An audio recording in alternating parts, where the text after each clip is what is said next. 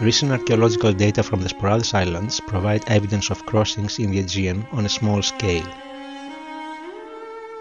Between these islands, there were narrow sea passages and shallow gulfs accessible by some primitive sailing means.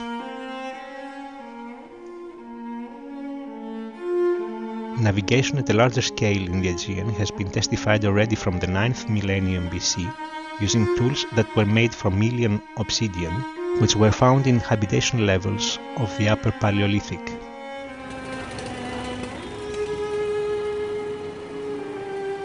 Shipping and trade activities originate in Milos since the Mesolithic period around 8000 BC. That was due to the obsidian, the mineral long coveted for the manufacture of tools and weapons.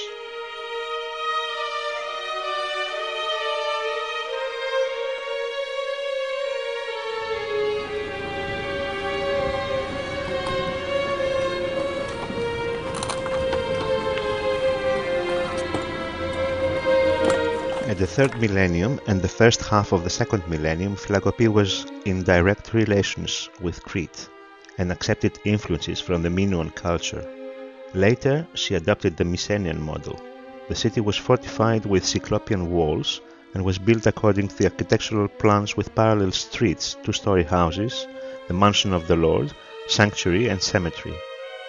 Priceless works of art have been created during that period, but the city was then abandoned for unknown reasons.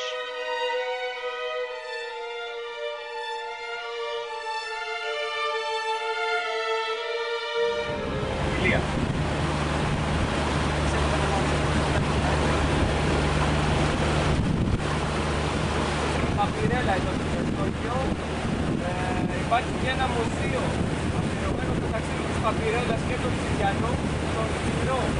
Εάν πάτε σπίτι Αδυρού, εκεί έχει ένα μουσείο για το ταξίδι της Παπυρέλας. Το κλίμα είναι μακριά και εδώ κοντά μας η σκηνοπή. Θα τα δούμε το απόγευμα. Dorians from Sparta settled the island at the beginning of the historical period, 1000 BC, and were quickly absorbed by the old inhabitants. A new city was built in a fortified place near the entry of the present harbor and was named Klima.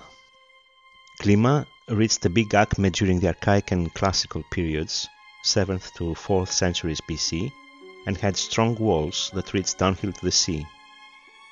It was adorned with monumental buildings and exquisite works of art, an indication of great prosperity.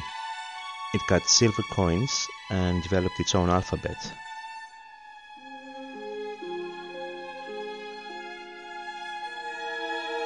During the Peloponnesian War, the Athenians sought to occupy Milos because of its strategic importance and its alliance to the Spartans.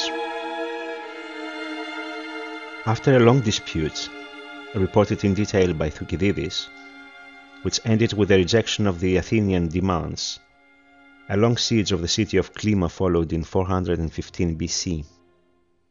The Melians were forced to surrender. The Athenians conquered the city, they slaughtered the male population, they sold women and children as slaves, and established Cleruchia of 500 colonists. This historical event inspired the poem of Anismostis Milos, The Disappearance of Milos, by Yannis Ritsos. Euripides' play The Trojan Women is performed shortly after the massacre of Milos.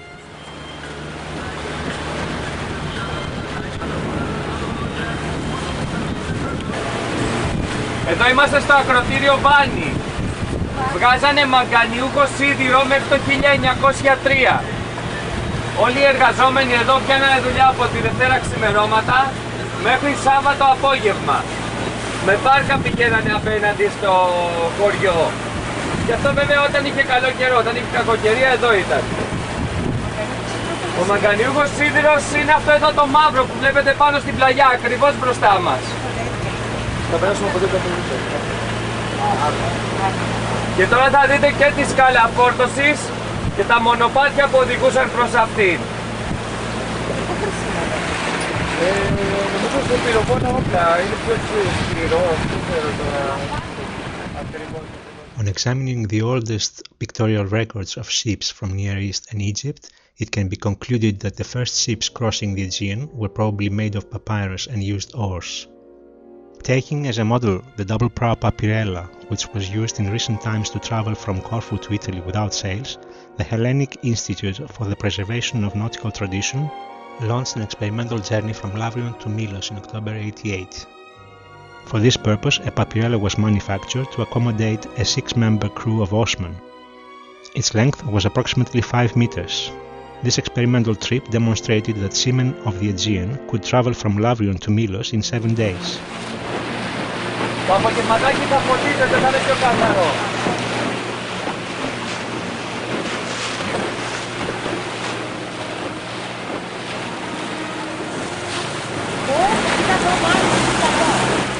It is said that Milos was the son of river Scamandros, who colonized the island according to the directive of goddess Venus. He was a beautiful young lad, with whom befell in love the 3 Olympian goddesses, Hera, Athena, and Venus. And thus was created the dispute that Paris was called to untie. The reward was an apple that Paris offered to Venus, to the most beautiful. Και δεξιά μας φαίνεται η Αντίμηλο. Το χάρτη έτσι τη διαβάζετε Αντίμηλο. Εμείς οι ντόπιοι την ονομάζουμε Ερημόμηλο, έρημο νησί. Ζει ο έγαυρος, αγριοκάτσικο. Όπως και στο άλλο δεν ζει ο έγαυρος. Ο κρυφό του που έχει είναι καφέ τρίχωμα, είναι καφέ χρώμα, μία μαύρη γραμμή στο λαιμό όπως έχει το γαϊδουράκι και τα κέρατά του είναι χοντρά και ίσια γυρτά λίγο προς τα πίσω. Antimilos or Erimomilos is a volcanic island, and the crater is still obvious. Ancient inhabitants transformed the crater into an open rain tank. Another species in danger living in the island is Echidna or Vipera. It's a creature of strength and personality. It does not live, it does not turn its tail, it stays and fights. Greek mythology refers to Echidna, a monster half woman, half serpent, as the daughter of Chrysaor and Calliope, or in a different version, the daughter of Tartarus and Gea. Όχι, όχι, υπάρχουν κι αλλού. Αυτά εδώ τα μαύρα.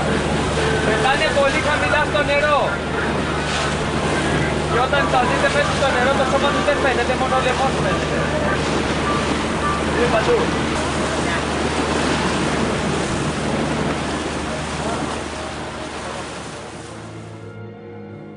Chrysaor symbolizes lighting, Calliope the vapors and the waters, Tartarus and Gea the volcanic vapors rising from the bottom of the earth.